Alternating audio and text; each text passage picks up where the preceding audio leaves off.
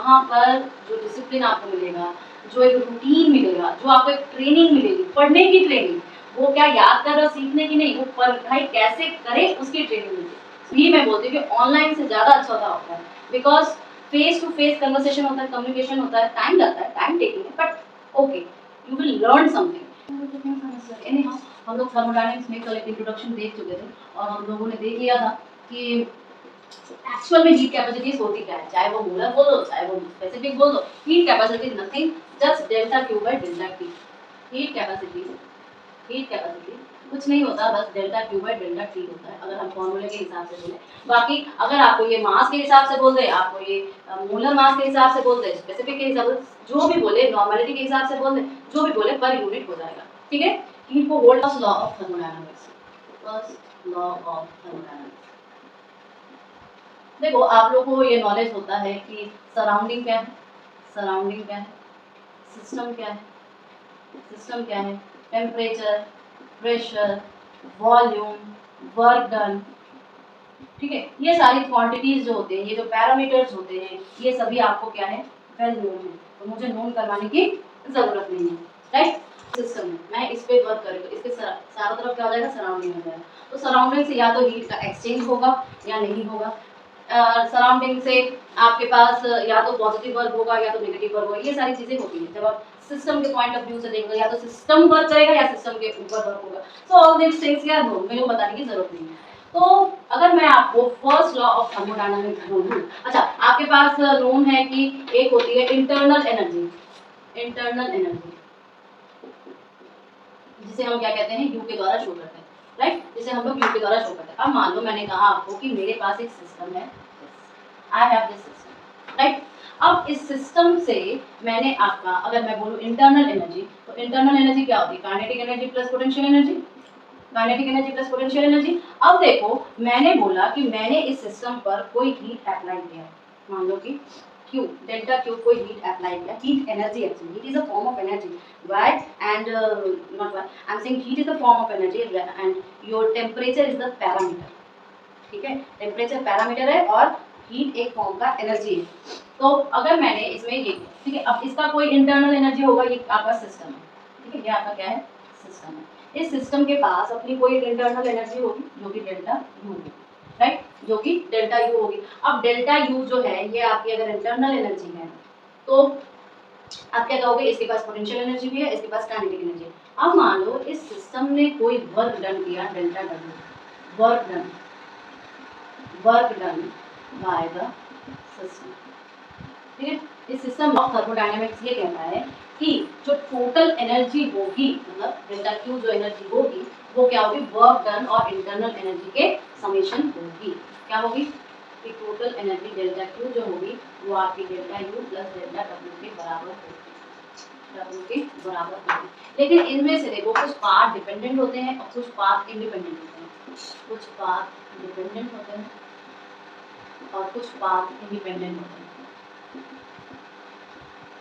जिसे आप extend property और कुछ को इंटेंसिव प्रॉपर्टी। अब पाथ डिपेंडेंट का मतलब क्या है कि उसने एंटायर जो पाथ, जैसे कि हम लोग वेक्टर क्वांटिटी, जैसे कि मान लो कि आप लोग एनालिटिक्स में डिस्प्लेसमेंट पढ़ते हो और डिस्टेंस पढ़ते हो, राइट। डिस्टेंस को आप क्या बोलते हो, स्केलर क्वांटिटी बोलते हो, और डिस्प्लेसमेंट को आप क्या बोलते हो, वेक्टर क्वांटिटी बोलते हो। और वेक्टर क्वांटिटी में आप इनिशियल एंड फाइनल पॉइंट को ही कंसीडर करते हो, राइट। डिस्प्लेसमेंट में आप इनिशियल एंड फाइनल पॉइंट को ही कंसीडर करते हो। सेम टू सेम मैं यहाँ पे भी यही कहूँगी कि जो पाथ डिपेंडेंट फंक्शन होते हैं वो इंटायर पाथ को कंसीडर करते हैं, कैसे वो चेंजेस उस सिस्टम में आया या कैसे वो चेंजेस उस सराउंडिंग में आया, उस इंटायर पाथ को फॉलो करेगा, ठीक है, कैसे कैसे क्या क्या हुआ। बट जब पाथ इंडिपेंडेंट की बात आ जाती है तो क्या होता है, वो सिर्फ और सिर्फ आपके इनिशियल और फाइनल पॉइंट पे डिपेंड करता है, उसे कोई मतलब नहीं है कि बीच में क्या है, ठीक है। सो अगर मैं इस फॉर्मूले की बात करूँ, तो आपको पता होना चाहिए कि ये जो क्वांटिटी आपकी डेल्टा यू है ये पाथ इंडिपेंडेंट है, पाथ इंडिपेंडेंट, ठीक है। और ये दोनों क्वांटिटीज जो होती हैं पाथ डिपेंडेंट होती हैं, पाथ डिपेंडेंट, लिख लीजिए, पाथ डिपेंडेंट,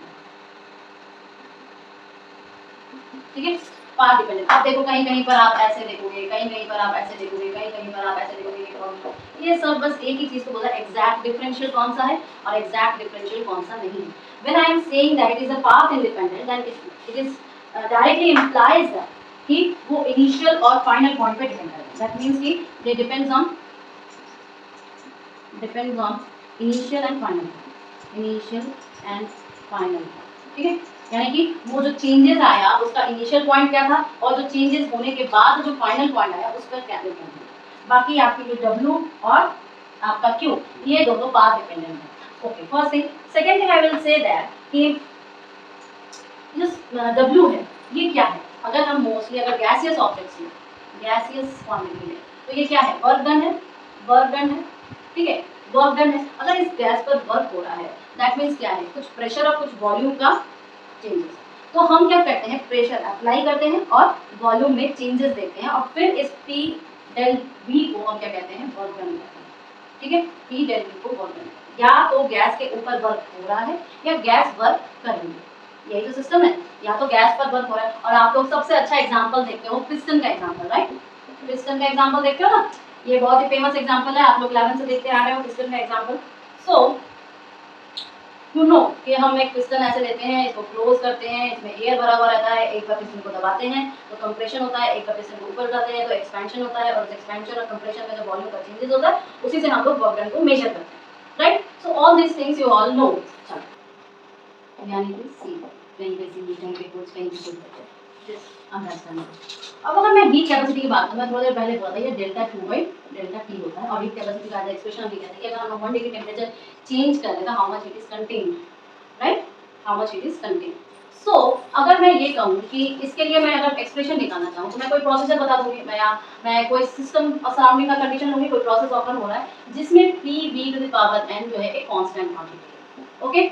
अब बताइए, अभी अभी आप लोगों ने किया कि PV to the power constant quantity, तो अगर हम इसका डिफरेंशिएशन करें, देखो तुमको इसमें बहुत बार डिफरेंशिएशन करना पड़ेगा, तो आपको ध्यान रखना पड़ेगा कि differentiation is a very powerful tool in your thermodynamics. जब आप बेसिक लेवल का थर्मोडायनामिक्स कर रहे हो तो आपके लिए डिफरेंशिएशन बहुत पावरफुल होगा, और आपको दिमाग में हमेशा याद रखना कि कैसा प्रोसेस है। अभी मैंने आपको बोला ना, प्रोसेस बोल देगा तो कौन सी क्वांटिटी कांस्टेंट होगी तो उसका डेल क्या हो जाएगा, 0 हो जाएगा, ठीक है। तो मैं इस इक्वेशन का क्या कह रही हूँ, डिफरेंशिएशन, डिफरेंशिएटिंग, तो क्या हो जाएगा बताइए। एक बार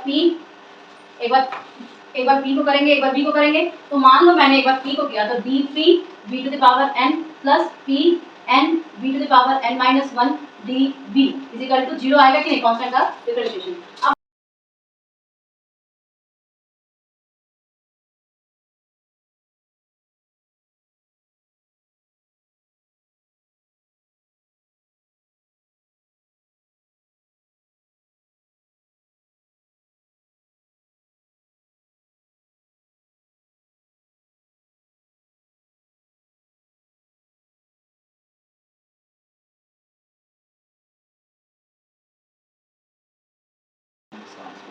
लॉ क्या होता है भाई, dQ is equal to dW plus dV, ठीक है। दूसरी चीज हम ये जानते हैं कि dQ is equal to dQ by dt is equal to your C, is equal to your C, C हो गया।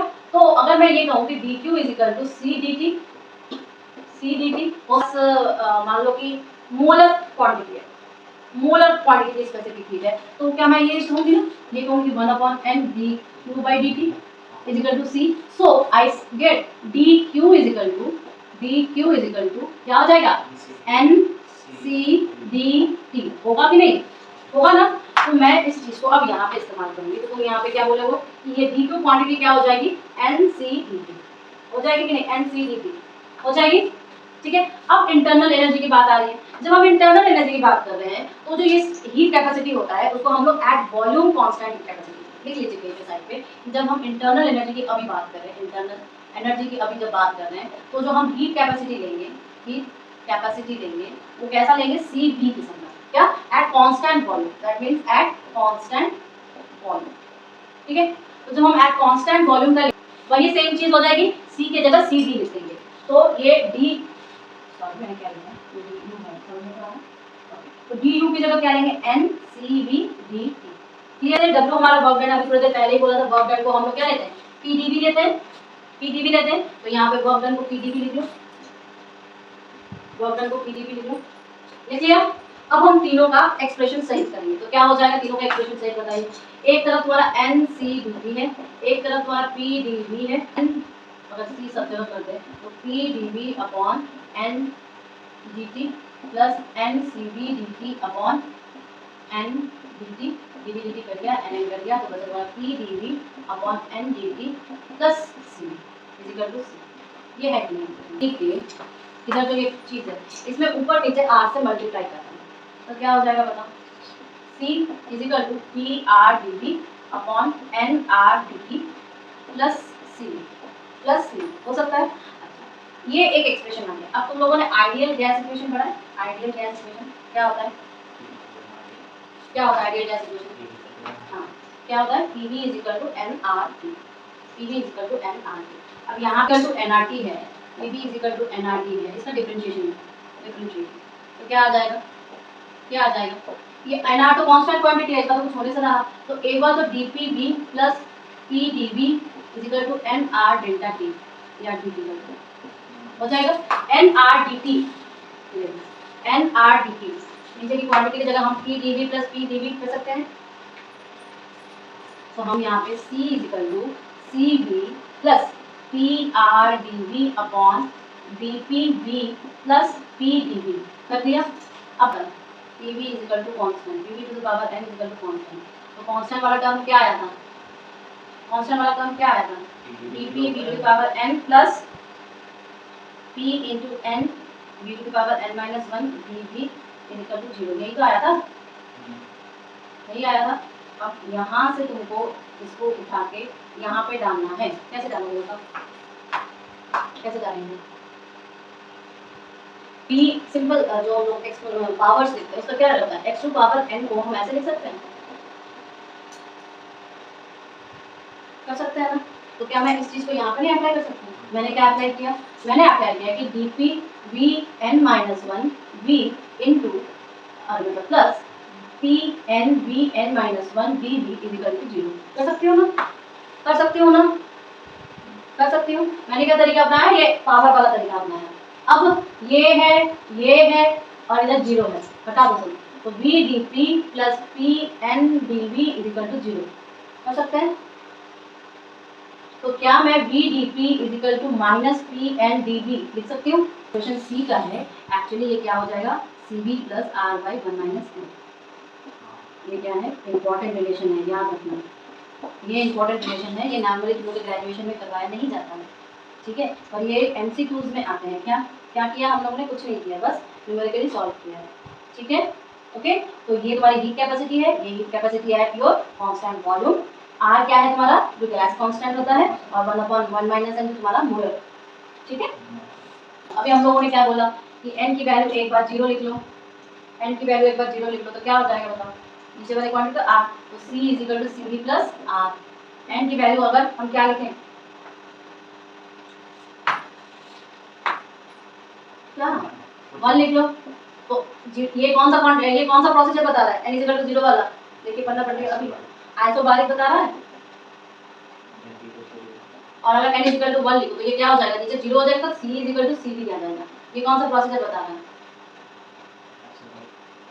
हाँ, जल्दी 0 आ जाएगा आइसोबारिक। और मुझे सोच के बताओ कि if c is equal to infinite आ जाए तो मेरा आइसोथर्मल प्रोसेस होगा। दैट मींस कि my heat capacity is directly infinite. My heat capacity is infinite. Can you imagine heat capacity infinite का मतलब क्या होता है? कि हीट कंटेन करने की क्षमता इन्फिनिटी है, इन्फिनिटी है। और हम कह रहे हैं कि ये थर्मो आइसोथर्मल प्रोसेसर है। आइसोथर्मल प्रोसेसर का मतलब क्या होता है? कि that your there is no variation in temperature, there is no variation in temperature. तो हम इस चीज को भी कर सकते हैं ना? टेंपरेचर वेरिएशन नहीं हो रहा है, कुछ भी कर लो टेंपरेचर